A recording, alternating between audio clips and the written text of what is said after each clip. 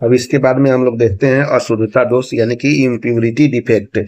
सबसे पहले impurity defect यानी कि अशुद्धता दोष पढ़ने के पहले सबसे पहले हम समझ लेते हैं कि अशुद्धता कहते किसको है। अशुद्धता का मतलब ये नहीं होता है कि कोई भी गलत चीज। अशुद्धता का मतलब ये होता है, जैसे मान लीजिए कि कोई भी दो पार्टिकल है, एक दूसरे के साथ मिलकर बना हुआ है, तो यदि अधिक पार्टिकल में से यदि कम जो पार्टिकल होगा उसी कम पार्टिकल को हम लोग अशुद्धता दोष बोलते हैं।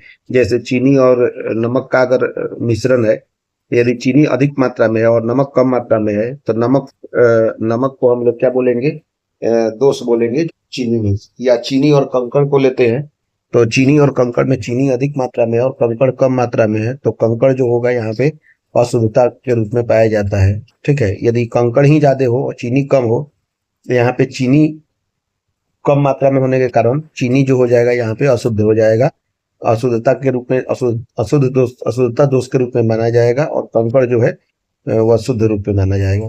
तो इसलिए दो पार्टिकल में यदि जो सबसे कम मात्रा में हो उसे हम लोग अशुद्धता के रूप में मानते हैं केमिस्ट्री की भाषा में।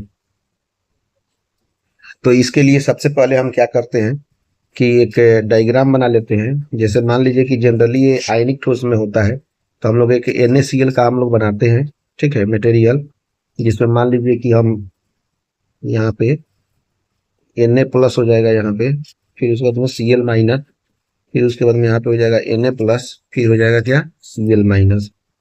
फिर उसी तरह से यहाँ पे Na प्लस है तो यहाँ पे हो जाएगा Cl माइनस, यहाँ पे हो जाएगा Na प्लस, और यहाँ पे हो जाएगा फिर से Cl माइनस। अगेन यहाँ पे हो जाएगा आपका Na प्लस Cl माइनस है तो यहाँ पे हो जाएगा Na plus, and so on. इसी तरह से हमारा एक क्रिस्टलाइन स्ट्रक्चर बनेगा। ठीक है कि नहीं? तो हम लोग एक क्रिस्टलाइन स्ट्रक्चर बनाने की कोशिश करते हैं जिससे समझने में कोई भी प्रॉब्लम्स नहीं है। आप अपना फेयर में इसे डायरेक्ट कर लीजिए, बहुत अच्छा रहेगा, रिवीजन करने में और पढ़ने में भी अच्छा रहेगा। ये हमारा दोष का, क्रिस्टलाइन दोष का जो है सबसे लास्ट टॉपिक है। तो यहाँ पे हम लोग लिखते हैं Na प्लस, ये हो जाएगा, ये हो जाएगा Na प्लस, ये हो जाएगा Cl माइनस, ये हो जाएगा हमारा Na प्लस, ये हो जाएगा Cl माइनस। यहाँ पे Na प्लस है तो ये Cl माइनस हो जाएगा। यहाँ पे अगर Na प्लस, यहाँ पे Na प्लस यदि हटा देते हैं तो देखिए सबसे पहले अगर मान लीजिए कि हम NaCl को यदि मान लीजिए SrCl2 से हम लोग उसको करके गर्म करते हैं तो ये जो है Na प्लस और Cl माइनस में टूटेगा, और यहाँ पे हो जाएगा Sr-2 और Cl-2 में टूटेगा। निश्चित रूप से Sr+2 जो है वह Na प्लस से होगा, यानी कि Na प्लस के दो आयन को हटाने के बाद में Sr+2 खत्म होगा। तो मान लीजिए कि दो आयन, एक इसको और एक इसको हम हटा देते हैं तो इसके जगह पर क्या हो जाएगा, Sr++ आ जाएगा। मतलब इसको बैलेंस करने के लिए यहाँ पे Cl माइनस, तो यहाँ पे Cl माइनस हो जाएगा, यहाँ पे हो जाएगा Na प्लस, फिर उसके बाद में Na प्लस यहाँ पे आ जाएगा, यहाँ पे हो जाएगा Cl माइनस, यहाँ पे हो जाएगा आपका Cl माइनस, यहाँ पे Cl माइनस, यहाँ पे Na प्लस, यहाँ पे हो जाएगा Cl माइनस, और यहाँ पे हो जाएगा Na प्लस। इस तरह से हम देखते हैं कि यह इसका ऑक्टेट तो पूरा है, क्योंकि आपको एक दो मतलब दो दो होना चाहिए, तो दो चौका आठ, तो अभी भी 8 धनायन है और 8 ऋणायन है, हालांकि एक यहाँ पे खाली स्थान हो गया। तो इसी दोष को हम लोग क्या बोलते हैं, इसी दोष को हम लोग बोलते हैं अशुद्धता दोष या इम्प्योरिटी डिफेक्ट। तो सबसे पहले हम लोग क्या लिखेंगे इम्प्योरिटी डिफेक्ट में। इम्प्योरिटी डिफेक्ट में सबसे पहले हम लोग लिखेंगे, लिखिए कि यह आयनिक ठोस में होता है अधिकांशतः, अधिकांशतः क्या, हमेशा यह आयनिक अशुद्धता दोष जो होता है वह आयनिक ठोस में होता है। जब आयनिक ठोस में किसी भी अशुद्धि को मिला देते हैं, अशुद्धि के रूप में हमने यहाँ पे SrCl2 मिलाया है, उसी तरह से किसी भी अशुद्धि को जब हम लोग मिलाते हैं आयनिक ठोस में, तो अशुद्धि को मिलाने से फिर उसके बाद में जब हम इसे गर्म करते हैं तो गर्म करने पर जो होता है कि उसके क्रिस्टल में अशुद्धि के परमाणु या आयन आ जाते हैं। उसके क्रिस्टल में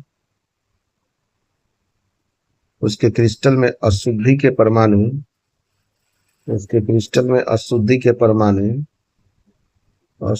परमाणु या आयन आ जाते हैं, अशुद्धि के परमाणु या आयन आ जाते हैं, अशुद्धि के परमाणु या आयन आ जाते हैं। ठीक है, जिससे क्या होता है, यहाँ पे खाली स्थान बच जाता है, जिसके कारण क्रिस्टल की विद्युत चालकता बढ़ जाती है। क्यों बढ़ जाती है? क्योंकि छिद्र या होल्स बन जाएंगे, इसीलिए लिखेंगे कि क्रिस्टल की विद्युत चालकता, क्रिस्टल की विद्युत चालकता बढ़ जाती है। क्रिस्टल की विद्युत चालकता, क्रिस्टल की विद्युत चालकता बढ़ जाती है। क्रिस्टल की विद्युत चालकता बढ़ जाती है। तो क्रिस्टल की विद्युत चालकता बढ़ जाने से क्यों बढ़ जाती है? चूंकि छिद्र या होल्स, छिद्र या होल्स जो होते हैं वह बन जाते हैं। ठीक है, छिद्र या होल्स बन जाएंगे। ठीक है ना? छिद्र या होल बनने से क्या होता है? उसकी चालकता बढ़ जाती है। यदि अशुद्धि में जालक बिंदु में होता है तो ऐसा ठोस को हम लोग प्रतिस्थापित ठोस, विलयन या सब्स्टिट्यूशनल सॉलिड सॉल्यूशंस कहेंगे। यदि मान लीजिए, यदि यहाँ पे इस टाइप का अशुद्धि अगर होता है तो निश्चित रूप से इस अशुद्धि में जालक बिंदु में जालक बिंदु में या क्रिस्टलाइन स्ट्रक्चर में तो होता है, तो ऐसे ठोस को, तो ऐसा ठोस क्या कहलाएगा? तो ऐसा ठोस निश्चित रूप से इसे अशुद्धता दोष तो कहेंगे, लेकिन इस ठोस को हम लोग प्रतिस्थापित ठोस विलयन भी कहते हैं। प्रतिस्थापित प्रतिस्थापित प्रतिस्थापित ठोस विलयन भी कहते हैं। प्रतिस्थापित ठोस विलयन भी कहते हैं। विलयन भी कहते हैं, प्रतिस्थापित ठोस विलयन भी कहते हैं। ठीक है। प्रतिस्थापित ठोस विलयन का मतलब होता है आपका substitutional solid solution. Substitutional substitutional substitutional solid solid solutions. ठीक है, सब्स्टिट्यूशनल सॉलिड सॉल्यूशंस हम लोग इसे कहते हैं। उसके बाद में हम लोग, एक मिनट, उसके बाद में हम लोग आगे देख लेते हैं। यहाँ पे इरेजर हो गया था, यहाँ पे आप लोग लिखिएगा सॉलिड सॉल्यूशन। ठीक है। अब उसके बाद में इसमें आगे हम लोग क्या देखते हैं कि यदि अशुद्धि जो है अंतराकाश में हो तो अंतराकाशी ठोस विलयन कहलाएगा। यदि अशुद्धि, यहाँ पे अशुद्धि जो है, सॉरी अशुद्धि ऐसे लिखते हैं ना, यदि अशुद्धि जो है वह कहाँ पे चला जाए? अंतराकाश में चला जाए, अंतराकाश में चला जाए, अंतराकाश में चला जाए, अंतराकाश में चला जाए तो निश्चित रूप से, तो उसे हम लोग क्या बोलेंगे? तो उसे हम लोग कहेंगे अंतराकाशी, अंतराकाशी ठोस विलयन कहेंगे। अंतराकाशी ठोस विलयन कहते हैं।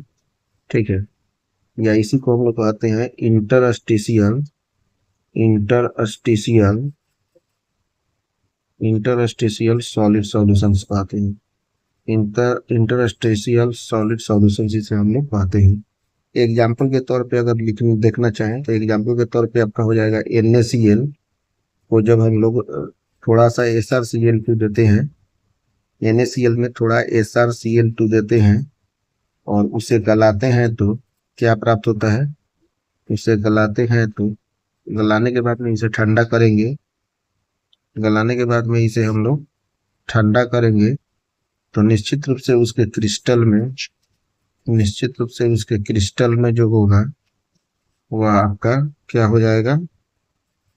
2Na प्लस के स्थान पर, 2Na प्लस के स्थान पर, 2Na प्लस के स्थान पर एक Sr प्लस प्लस आ जाता है, आ जाता है, जैसा कि हमने डायग्राम में देखा है। ठीक है, जिससे एक छिद्र बनता है और चालकता बढ़ जाती है। जिससे एक छिद्र बनता है, जिससे एक छिद्र बनता है, छिद्र जैसे कि बन रहा था वहां पे, जैसे एक छिद्र बनता है, छिद्र बनता है और चालकता बढ़ जाती है, और चालकता, चालकता जो होती है वह क्या होती है? बढ़ जाती है, चालकता बढ़ जाती है। ठीक है। दूसरा नंबर पे हम लोग देखेंगे क्या? NaCl, NaCl प्लस CaCl2 की अशुद्धि। ठीक है, NaCl प्लस CaCl2 की अशुद्धि। तीसरा नंबर में हम लोग देखेंगे क्या? AgCl प्लस CaCl2 की अशुद्धि, CaCl2 की अशुद्धि, CaCl2 की अशुद्धि। इस तरह से हमारे ये सभी कॉन्सेप्ट हैं। इस सारे कॉन्सेप्ट को आप निश्चित रूप से अपने कॉपी में लिख लीजिए और एक दो बार समझकर इसे याद करने की कोशिश कीजिए, जिससे आपको आगे आने वाले समय में कोई भी दिक्कत नहीं हो। एक कंप्लीट फेयर आप बनाइए। ये आपका वीडियो नंबर 36 है। पूरे 36 वीडियो को वन सीक्वेंस में आप प्लेलिस्ट में बना दिया हूँ, वहां से ही देखने का कोशिश कीजिए, जिससे आपको कोई भी दिक्कत नहीं हो।